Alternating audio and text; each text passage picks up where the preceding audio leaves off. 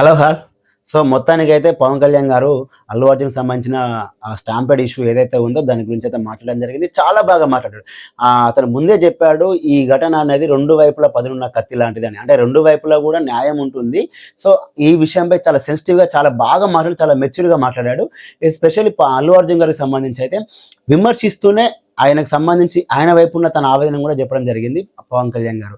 అంటే ఒకవేళ ఆ ఘటన జరిగిన తర్వాత అల్లు అర్జున్ గారు వెళ్లి రెండో రోజే గనుక ఆ కుటుంబాన్ని పరామర్శించుంటే నిజంగా ఇక్కడి దాకా వచ్చేది కాదు. అందుకే ఆయన గోరుతో పోయేదాన్ని గుడ్డల దాకా తీసుకొచ్చారు. అంటే సెకండ్ డే గనక ఆయన పరామర్శించుంటే గనక ఇక్కడి దాకా వచ్చేది కాదు. 100% అది ఫ్యాక్ట్.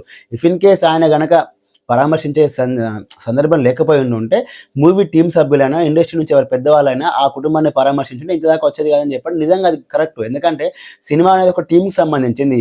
అందుకే ఆయన అల్లు అర్జున్ గారిని ఒంటరి వాడిని చేశారు ఈ విషయంలో అని చెప్పారు. ఎందుకు అంటే సినిమా అనేది మొత్తం అందరూ కలిసి తీశారు. అండ్ ఆ సినిమా చూడడానికి అందరూ కలిసి కూడా వెళ్లారు కదా!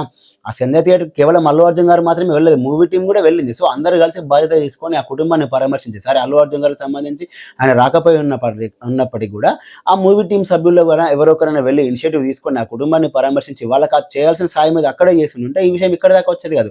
నిజంగా గోరుతో పోయేదాన్ని గొడ్డల దాకా తీసుకొచ్చుకున్నారు. సో, ఈ విధంగా అయితే చాలా బాగా చెప్పారు. అట్ ద సేమ్ టైమ్ అంటే ఇన్ని రోజుల నుంచి ఒక విమర్శ అయితే ఉండే. అదేంటి అంటే రేవంత్ రెడ్డి గారి పేరు మర్చిపోవడం. అంటే అల్లు అర్జున్ గారి సక్సెస్ మీట్‌లో రేవంత్ రెడ్డి గారి పేరు చెప్పడం మర్చిపోయారు. సో, ఆ కారణంగానే ఈ కేసుకు ఎక్కువ శాతం ఆహ్, హైలైట్ చేయడం జరిగిందని చెప్పి ఒక విమర్శలైతే ఉండే. కానీ అవన్నీ ఏమీ గాదు. రేవంత్ రెడ్డి అలాంటి చిన్న చిన్న వాటికి పట్టించుకునే వ్యక్తి కాదు. ఆయన చాలా బలమైన నాయకుడు అని చెప్పి పవన్ కళ్యాణ్ గారు చెప్పారు. అది కూడా నిజమే. ఇలాంటి వాటి గురించి పట్టించుకొని చేసేంత స్టేజ్‌లో అయితే ఆయన లేడు. నేను కూడా అదే అనుకుంటున్నాను. And at the same time చట్టం ఎవరికి చుట్టం కాదు. అలాగే ఈ విషయంలో తెలంగాణ ప్రభుత్వం చాలా బాగా ప్రవర్తించింది. ఎస్పెషల్లీ తెలంగాణ ప్రభుత్వం రేవంత్ సర్కారు సినిమా పరిశ్రమను చాలా బాగా ప్రోత్సహించింది. అందుకే కదా 'పుష్ప' సినిమాకి బెనిఫిట్ షో అలాగే టికెట్లు పెంచుకోనికి ఛాన్స్ ఇచ్చింది. సో, ఈ విధంగా కూడా బాగా అంటే ఇటు ఇటు ప్రభుత్వాన్ని ఎక్కడ విమర్శించాలి అలా అని చెప్పి అల్లు అర్జున్ కూడా ఎక్కడ విమర్శించలే. రెండింటిని చాలా బ్యాలెన్స్డ్‌గా మాట్లాడాడు పవన్ కళ్యాణ్ గారు.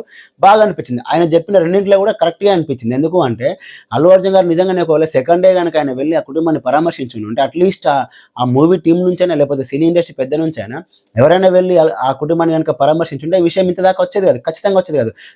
సామాన్య ప్రజల్లో కూడా ఎందుకు ఇంత వ్యతిరేకత వచ్చిందంటే అల్లు అర్జున్ గారు జైలుకి వెళ్లి వచ్చిన తర్వాత రిలీజ్ అయ్యి వచ్చిన తర్వాత సినీ ఇండస్ట్రీ మొత్తం అల్లు అర్జున్ ఇంటి ముందు ఉంది.